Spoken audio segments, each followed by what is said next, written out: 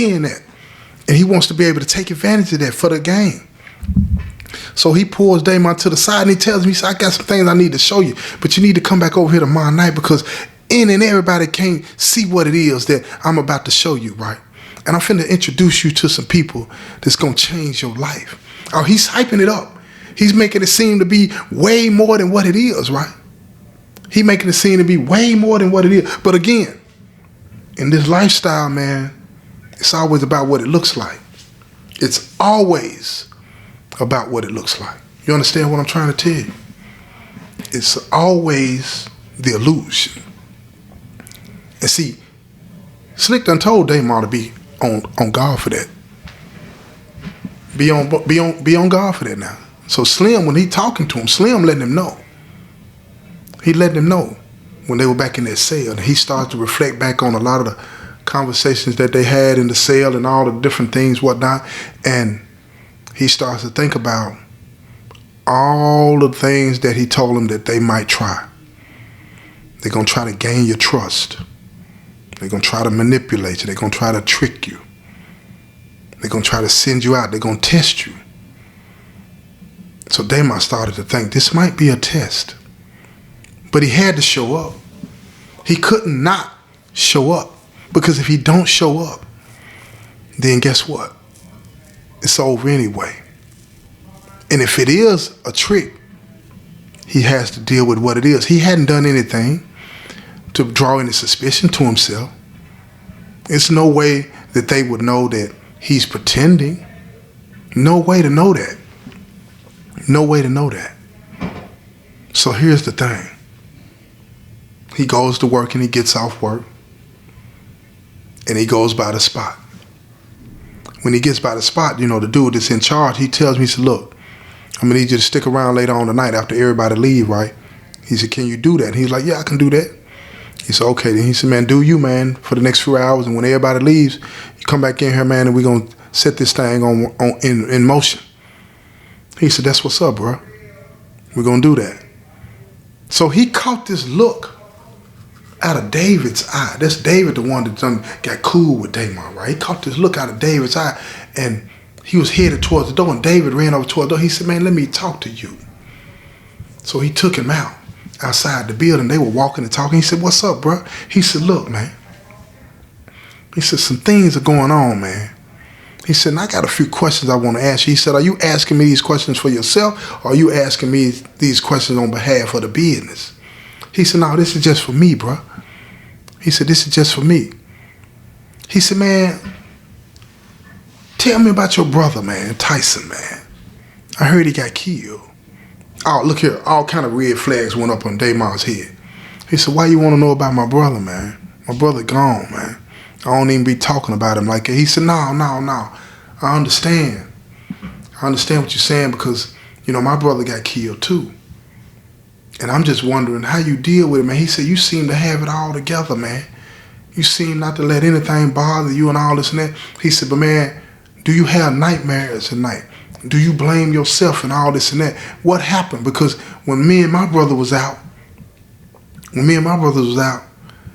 he was doing some things and I was doing some things and I'm the reason my brother got killed and I don't know how to deal with that, and I just wanted to talk to you. And see, that's another example of that charisma that certain brothers have. It makes other brothers feel like they can open up to him and they can talk to him and they can say anything that they need to say to him, to help them get through their situations, right? And this was one of those situations. But see, Damon, he was reading it all wrong. It spooked him, right? But at the same time, he took it as a sign. He's like, I got to be careful. Because I almost gave it away. I almost gave it all away. So he told him, he said, look,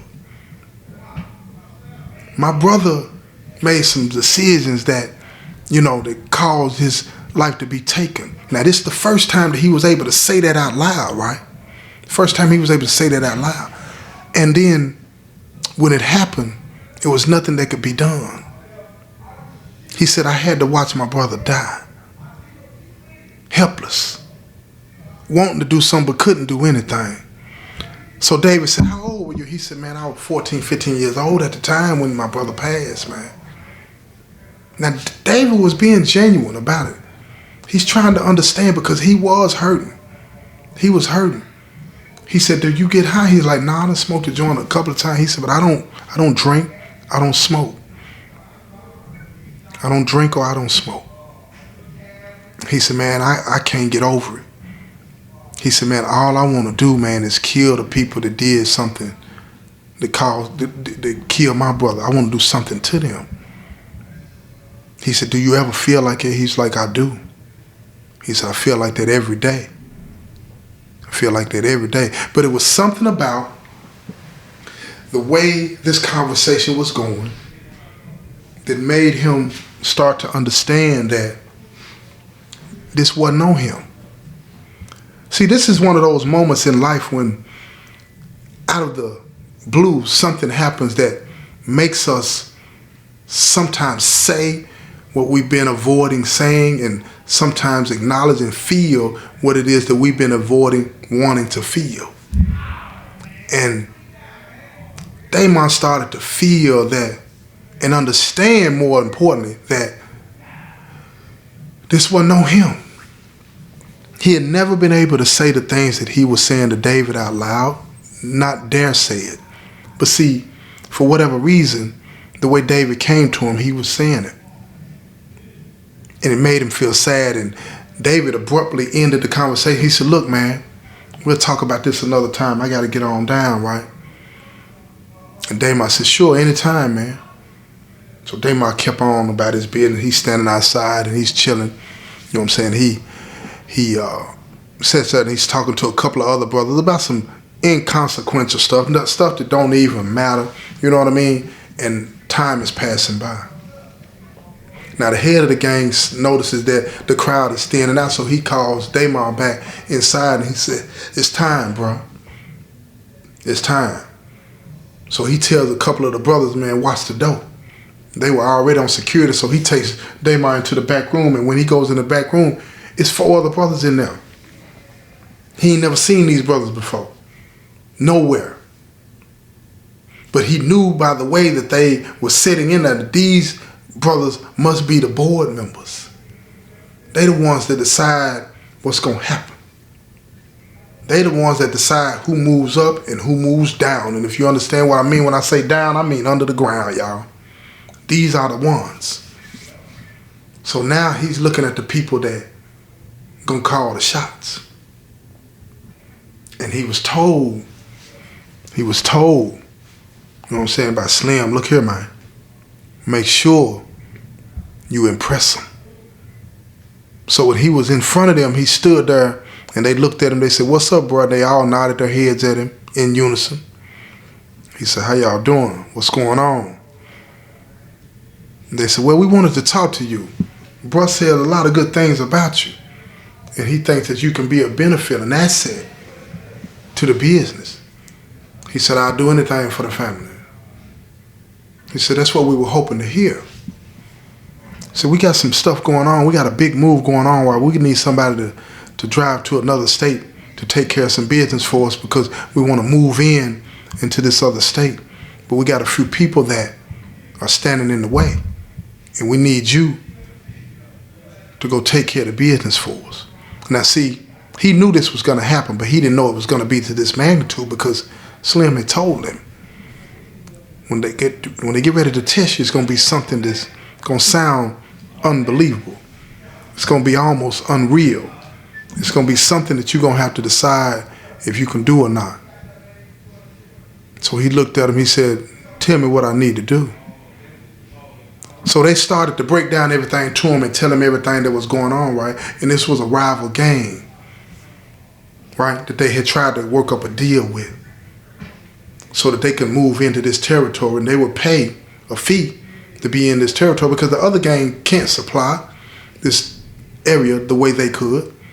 So they thought it was a win-win for both organizations, but the organization in the area said no, they didn't want them there, and they didn't want to go in guns a-blazing and all this and that because now the area doesn't become as attractive as it is. It doesn't stay attractive. You understand what I'm saying?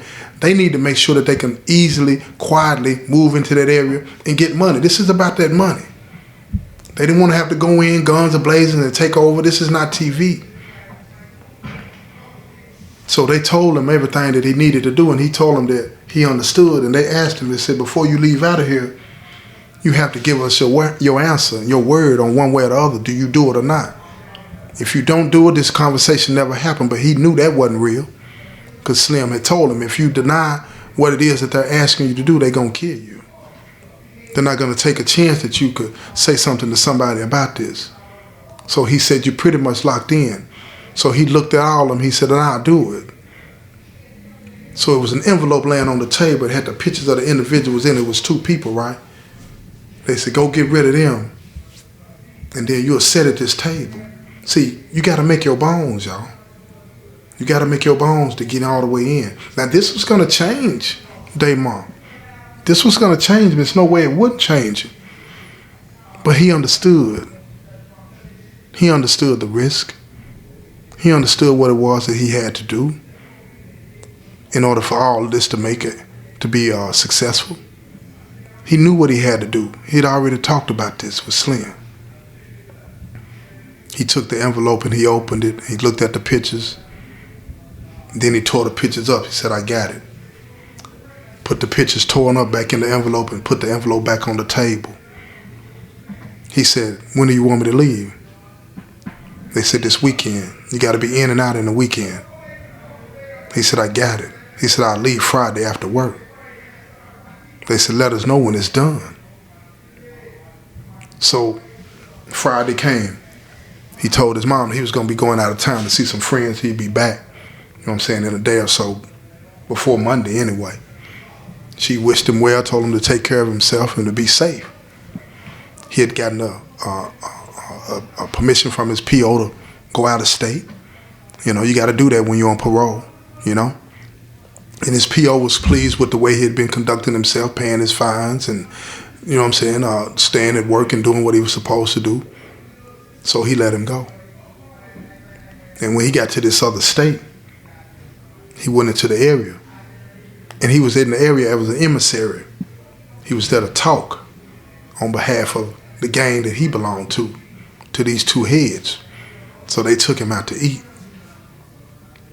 And when they took him out to eat, they all sat around talking, and they again told him, look, no go. It's not happening. Don't worry about that. We good. Even though they would have benefited financially, they didn't want any parts of it. They didn't want another gang coming into their area because they knew eventually they would take it, no matter what. So when they were leaving the place, Damon, smooth as he is, he stopped. And they kept walking, and when they noticed that after a couple of steps that he wasn't walking with them, they turned and faced him, and when they turned and faced him, he hit both of them straight in the middle of the forehead. Dropped both of them, 2 shots, pop, pop. He continued to walk past them. Nobody's in the parking lot, no witnesses, no nothing. Nobody even knew he was in town. Nobody. He catches a taxi, goes straight, pick up his car, and he rolls out. He's on his way back. Gets rid of the gun, everything. Everything is done. He gets back.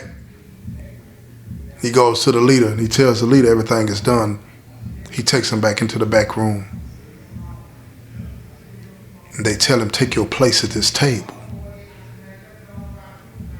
Now everybody on the streets is hearing about him. Who is he? How did he get this seat so quickly? He hadn't even been a part of the business that long. But see, everybody that's a part of the business knew it's only one way to get a seat at the table. It's only one way. Now Slim, back at the penitentiary, he's hearing it. Damon's got a seat at the table. He starts to laugh. He said, this is working. This is going to work. This is going to work. So when Damon gets home, he calls and talks to Slim's gal and tells her, look, when he calls, tell him to call me. So Slim called his gal. He's talking to his gal and all. She said, man, Damon said, call him. It's important. So they finish the phone call and he gets off with her, and then he calls Damar, and Damar says they're talking in code, of course. Everything is good. It won't be too much longer now. Slim tells him, I knew this was going to work. He said, oh yeah, it's going to work. And we're going to get everything that we want out of this. Damar had this sound in his voice that Slim hadn't heard before. He was like, bro, we talking about the same things, right? And he was like, the same thing we've always talked about. He's like, nah. He said, it seems more personal. He said, it is personal. It's always been personal. They hurt you. You my brother. Let's see what he's doing. What he's doing is deflecting from what Slim picked up on, and at the same time expressing the rage that he feels on the inside. And at the same time that that's going on, he's conflicted. He's conflicted. He's crossed the line, a point of no return, right? See, he's in. So even if he pulls this off, where does he go? How does he get out? How does he get out of it? There's no way out. He's locked in. He sits at the table. So no matter what happens, he has a seat at the table. He will always be seen as somebody that is respected by this particular organization, and that's just the bottom line. So Slim tells me, he said, look, man, everything that we talked about is going to work out. But we got to figure out a way that you can walk away if you really want to walk away. Because if you stick around, it's always going to be like this. It's always going to be like this. Damar tells me, he said, man, look, when I finish doing what I'm doing, like I told you, I'm walking away from it. And that's the end of it. He said, we're leaving. We're going to leave this city and we're going to be done. That's when Slim started to think, man, there's something else going on. This is going to get way, way more serious and thicker than I ever imagined. So he tells Damar, he said, I'm with you. Whatever you do, I'm with you. But remember this. Whatever you do, if you don't do it right, both of us are done. Do you understand what I'm saying? Ain't no coming back. Damar said, I understand, bro. He said, I got this. You be safe. And he said, you be safe as well. And then they got off the phone. Damar laid in his bed at night trying to figure out how to get out of the mess that he was just getting himself into, because he understood the reality of the situation. This is not something to play with. This is not a game. You don't just get to walk away, especially when you get put in the position that he's in. It doesn't work that way. You don't just get to walk away. And even if they let you lean all the way back, they're still going to call on you from time to time. He has a seat at the table. It's just what it is. He'll eat for the rest of his life if that's what he wants. No ifs, ands, and buts. So over the next few months, they started to lay out all the different things that he was privileged to and what he's supposed to get in his cut of the moves and all this and that and his responsibilities as well. And he starts to understand everything that Slim had told him about the business. It's real serious, y'all. It's real serious. But it don't bother him. And now, Slim's gal, she starts to push up on him in a way to where, she's trying to look out for him because Slim has told her a little bit more than she needed to know. And Damar, he's starting to understand that. And he has to have a talk with her. And if you want to know how that played out, you're going to have to tune in to the next episode, right? Because this thing is going to continue to get better and better and better. Trust me. This has been another episode of Doing Time with Joe. I'm your host, Joe Baker, and I say peace, y'all.